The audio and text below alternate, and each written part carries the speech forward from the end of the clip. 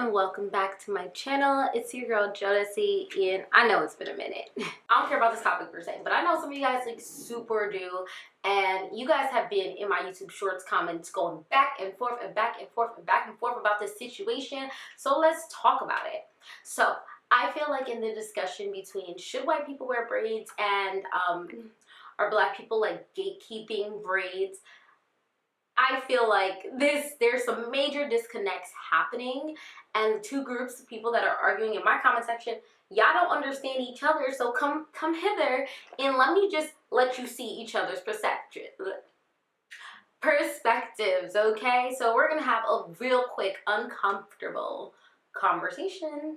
So one of the major disconnects I'm seeing, the first one in the comment section, is when we say braids. So when black people say braids, they are not speaking about styles like this. They're not speaking about French braids, Dutch braids, anything. They're normally speaking about things like stitch braids, cornrows, faux locks, man, anything like this, okay? Anything that is, anything you would just typically see a black woman in. We're not talking about like these French braids and things like that.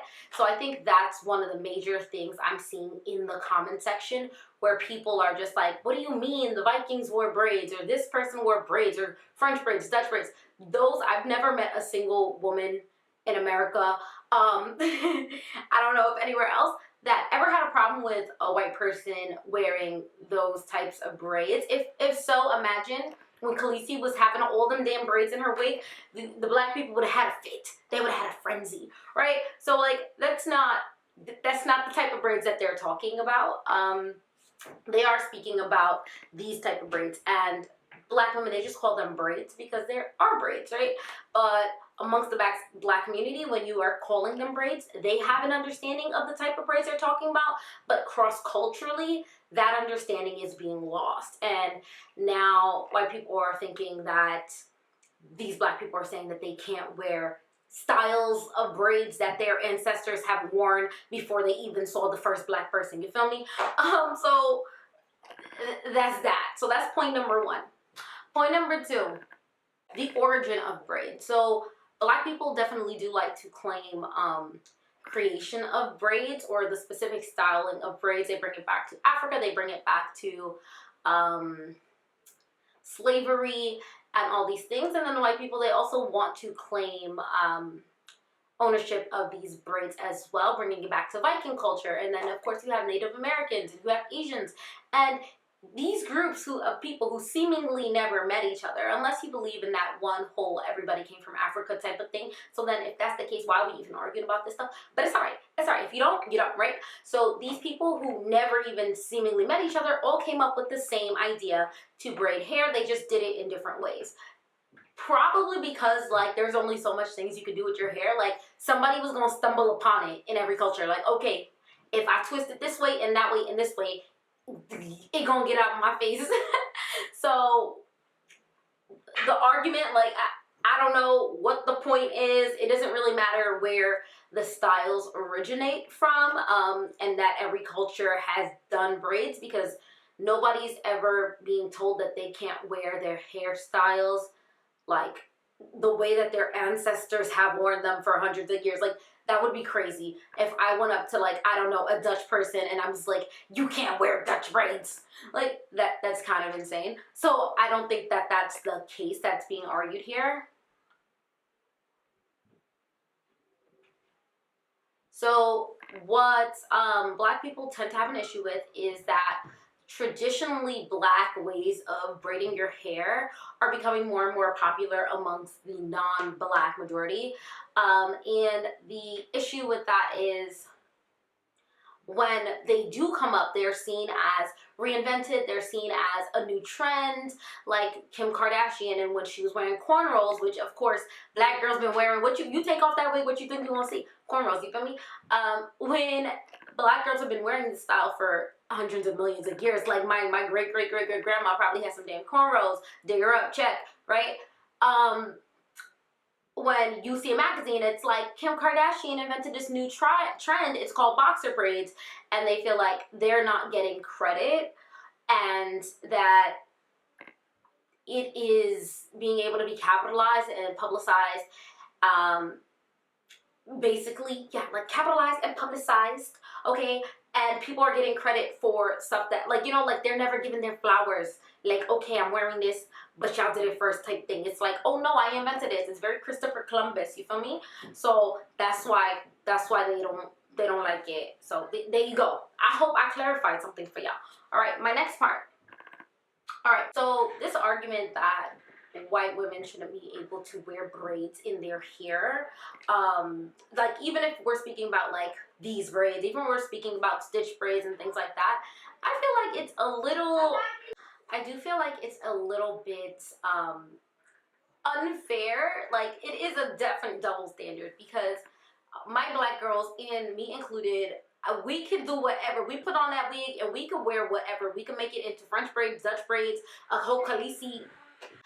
We could put fishtail braids in our wigs, and nobody, we can put fishtail braids in our wigs and nobody ever, we could put fishtail braids in our wigs and nobody ever stops and says like, hey, no, you're not allowed to do this, you're not allowed to wear that, that's not okay. Even though these are traditionally white braiding styles. Like nobody's ever told us that we couldn't wear that. Next argument, seemingly in my comment section, is like, hey, if we can't wear braids, then you can't wear straight hair. So when we speak about like, when we're speaking about the history of African Americans wearing straight hair, a lot of time, well, most point is that they began wearing straighter hairstyles to, one, fit into the beauty standard, two, to look more professional, because a lot of times African American hair was considered unprofessional, which is why the Crown Act needed to be passed. You know, and it passed recently, which prevented against workplace discrimination for natural hair and natural hairstyles. It prevented schools from having dress codes that specifically targeted afros, puffs, braids, locks, and things like that, which are traditional African hairstyles, right? So that is why a lot of people took to straightening their hair, right? Now, that's why you can't say, oh, well, then you shouldn't be able to straighten your hair. However, that's not, the racial hair discrimination is not the real reason a lot of black women are straightening their hair today, present day in 2023. That's not really the case. The reason for the straight wigs and the reason for the straight hair is that it is seen as, and not marketed as, but like kind of seen as more manageable. And that's the real tea. Like the real tea is, no, you're not. Because if we want to be completely honest, you're not wearing a neon green, straight Brazilian 30-inch wig to be seen more professional in somebody's workplace. You're a liar. No, you're not. You think that it is more manageable. You can say it's a protective style, but some of y'all are balding and your edges is balding under your wig. So let's not pretend like you're protecting anything. A lot of times it is, I feel like this is more manageable, or it's more so seen as like a way to have fun with your hair. Because I don't know if you guys know, we cannot just be bleaching our hair every 5 seconds. Like, it's not gonna work out, right? So it's more so seen as a way to have fun with your hair, try out different cuts, different styles, things like that, different hair textures. And that's what more so like straight wigs and straight weaves and Brazilian, Cambodian, Colombian hair is basically serving its purpose in the black community in present day. Yes, a few years ago, 25 years ago, 60 years ago, the reasoning for straightening your hair would be a lot different. But in present day, you cannot tell me that you got that 22-inch buzz down because you want to be professional or more socially accepted or blah, blah, blah. Like, no, that's not really. The next one is black girls wearing blonde hair. Now, every time we speak about black girls wearing blonde hair, they speak about this one tribe in Africa, and that the people are born with brown hair, well, blonde hair and blue eyes. And you know what? There are plenty of black people that do have naturally blonde hair. It's not as common. And it is very, like, I don't even think blonde hair is that common really amongst white people. Well, not in like the US. Like, you have to like search for them. Most of them end up with brown hair. But there's a tribe in Africa, okay? And that's the reason. But if we keep it a buck, it's just, if you want to play with your look and you think you look cute in it, that's why you're wearing it. Like, that's literally, like, there's no rocket science here. If I think I look cute in a 613 bust down, I'm gonna put it on, and you're not gonna say anything about it. Like, that is similar. If Becky over here with the good hair thinks that she looks better in these knotless braids, let her wear the damn braids. Like, I really don't see the point of this argument. But if you do, go ahead, comment down below. Let me know if I'm saying something wrong, if you disagree with something. But these are the facts in my case. This is what I'm saying. Oh, one last argument that they don't have, that white people shouldn't wear braids because it's not for their hair texture, and their hair texture tends to reject it. It tends to be itchy, it tends to be uncomfortable, it tends to remove lots of their hair. Their hair will fall out in clumps for certain textures, like especially if somebody has like really fine hair. Normally if you have a curlier or thicker like pattern, even if you're white, braids will be fine for you. But it's like if you have super fine thin hair, like honestly, like you can still do it. I'm not gonna stop you, but like you might not have the best experience, especially because it takes like so long to do, and you gotta take it out because your head starts. Listen, whatever, right? And then the rebuttal to that is like, well, hey, these styles, black girls straighten their hair, perms, weaves, things like that, micro links, whatever, tape-ins, they cause black women to lose a lot of hair. Yeah.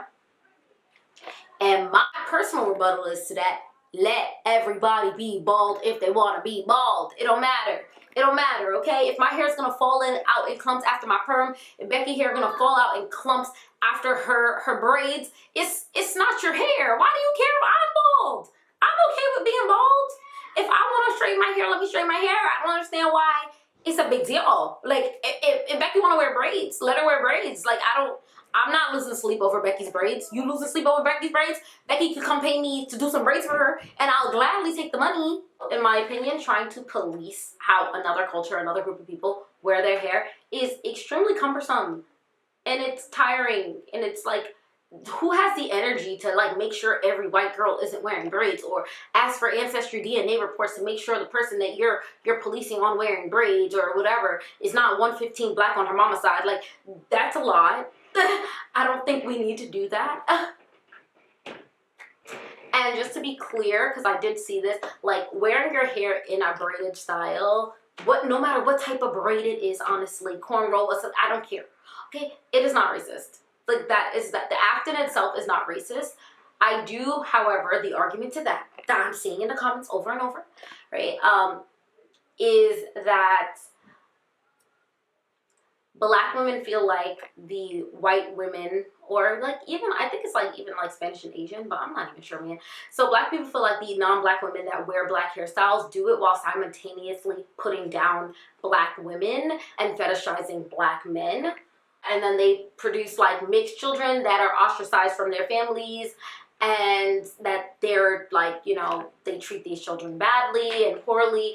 But to combat that, it's not going to be like, you can't make the assumption that every white girl or non-black girl in braids is like gonna be putting down a black woman or fetishizing a black man. Like, that might not be it. The other side for this argument is the white side, of course, or the non-black side, is that they are extremely frustrated because everything is being called out as being racist, right? So it seems like you can't do anything without it being racist. And it does seem like the black people, the black community, is throwing what we think is like, what is seen as a gigantic temper tantrum post-COVID, honestly, post-BLM, where everything is racist and everything needs to be called out, and everyone needs to be held accountable for their racist past and their tweets from 10,000 years ago, and their hair and their lip liner and their everything.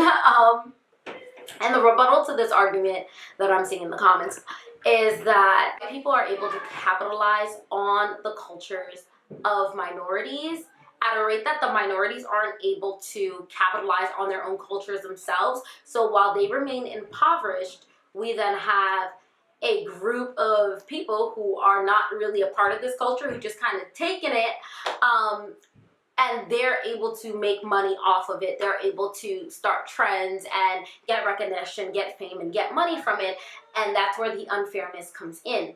Now, it is a double standard. I'm not gonna lie and tell you it's not, but it's kind of the same as like, as a mom, your kids could complain about you, but you can't complain about your kids.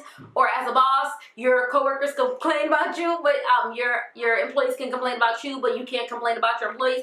It's kind of one of those things where, yeah, it's definitely a double standard. I see the double standard.